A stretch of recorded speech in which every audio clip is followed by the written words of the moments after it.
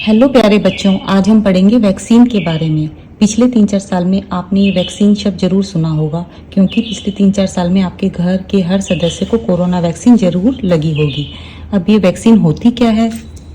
Vaccine क्या होती है कि जिस बीमारी से आपको लड़ना है, उसी बीमारी के माइक्रो ऑर्गेनिज्म डेड या वीक या उस माइक्रो ऑर्गेनिज्म का जो कोई पार्ट है वो जो है उस हेल्दी इंसान में इंट्रोड्यूस किया जाता है। इसी को ही वैक्सीनेशन कहा जाता है। ये जो प्रिपरेशन बनी इसको कहा जाता है वैक्सीन, और इसको उस हेल्दी इंसान में डालने को वैक्सीनेशन कहा जाता है। अब वैक्सीनेशन से होता क्या है ये समझने से पहले जरा सा ये सोचिए आप कि जैसे कि आप एग्ज़ाम देने जाते हैं तो क्या आप अभ्यास करके रिवीजन करके नहीं जाते हैं, या जैसे मैथ का देना, इंग्लिश का देना है तो पहले आप रिवीजन करते हैं फिर एग्ज़ाम देने जाते हैं। इसी प्रकार से जैसे किसी सैनिक की भर्ती हुई है आर्मी में, तो क्या उसको भर्ती होते ही डायरेक्ट दुश्मन सेना के सामने खड़ा कर दिया जाता है? ऐसा नहीं होता है ना।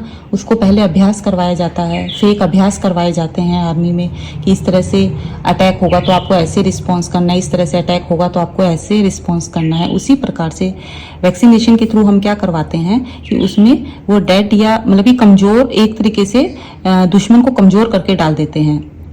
तो अब WBC क्या करती है? उससे लड़ने का अभ्यास करती है, उससे लड़ने का अभ्यास करती है।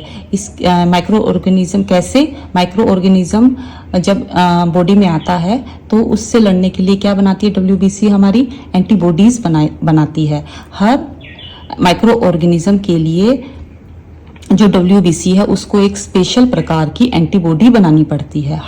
ये नहीं है कि एक ही प्रकार की एंटीबॉडी सब वायरस, सब बैक्टीरिया से लड़ सकती है, नहीं। हर माइक्रो ऑर्गेनिज्म के लिए एक अलग प्रकार की एंटीबॉडी होती है।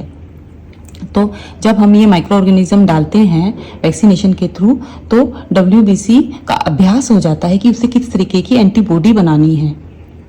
तो उसके शरीर में क्या बन जाती है? एंटीबॉडी बन जाती है। अगर थोड़े दिनों बाद, वो थोड़े दिन के लिए तो सस्टेन रहती है बॉडी में, अगर उसी दौरान किसी माइक्रो ऑर्गेनिज्म का उस माइक्रो ऑर्गेनिज्म का उस बॉडी में इंट्रोड्यूस होता है, उससे इन्फेक्टेड होता है इंसान, तो वैक्सीनेशन के कारण से जो एंटीबॉडी बनी थी वो उस माइक्रो ऑर्गेनिज्म को किल कर देती है। लेकिन अगर थोड़े दिनों बाद भी होता है तो अब WBC में ये मेमोरी हो जाती है कि अगर ये माइक्रो ऑर्गेनिज्म आएगा तो हमको इस तरह से एंटीबॉडी बनानी है।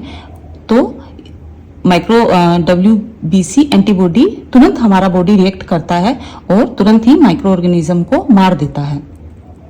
इससे माइक्रो ऑर्गेनिज्म हमारे शरीर का ज़्यादा समय तक हार्म नहीं पहुंचा सकता है।